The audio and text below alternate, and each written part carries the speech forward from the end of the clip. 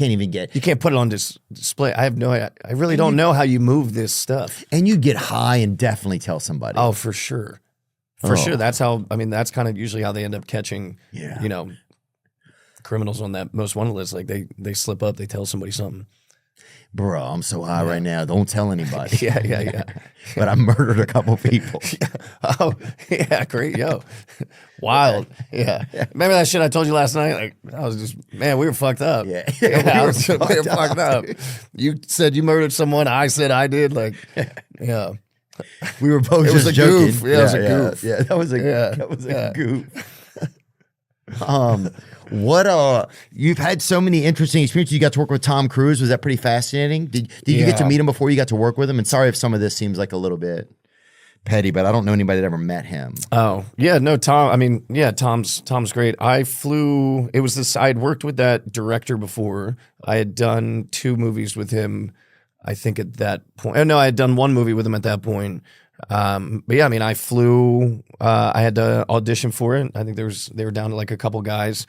Flew and, you know, did audition with Tom. He's very disarming. I mean, but for some reason I didn't feel like I was going to be nervous around him. I have like obviously an immense amount of respect for the guy, but he's such like a consummate professional, and he's one of our great actors. And his filmography, I think, if you attach commercial and critical, I think this run that he, you know, has went on multiple times through his career is going to be very hard to touch.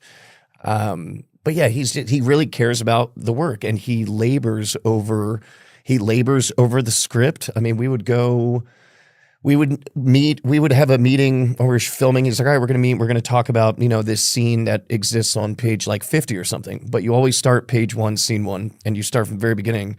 And then 3 hours later, when we've had all these side conversations about just different parts of the script, by the time you get to the scene we're there to meet about, it's like, well, it's time to go. We'll meet tomorrow. But nobody works harder. He knows everybody's name. He's first one in, last one to leave. But that movie took a long time to make. Everybody was so committed, and also like you have to work in part and parcel and in concert with the Navy. You know, I mean, Navy doesn't stop being the Navy. So if we're filming on a carrier, or we're filming it, you know, in Top Gun, or we're filming all these places, these guys are actively, you know, training nonstop. So. Yeah, it was a lot. It was a lot to kind of work out. Dang. Yeah.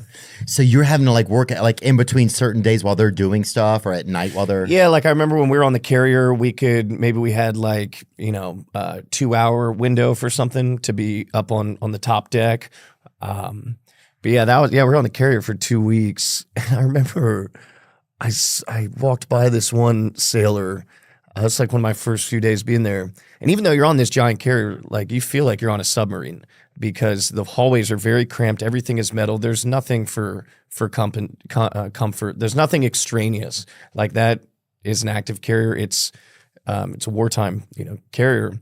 But it's basically a weapon. It's a weapon. I mean, we're launching, you know, aircraft from it. And so, but when you're walking around, I mean, all of the hallway, everything is so tight, even though it's this massive vessel. And I walked by this one sailor and I was like, hey, I was like, living the dream, huh? And he just turns to me and he goes, nightmares are also dreams. And he said it so cold. I was like, we're on the Theodore Roosevelt. Yeah. But no, I don't know. I have so much.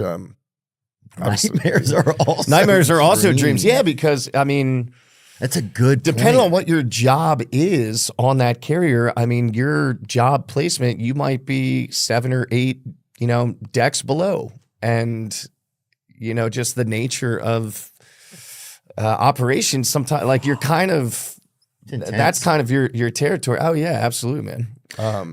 Do you start? I have so much respect for. Oh yeah, I mean, when you think of military is best. What people go through, we're trying to maybe have Gary Sinise come on. I know he's done. There's nobody that's done more. Yeah, that guy is. It's truly been his like life's mission.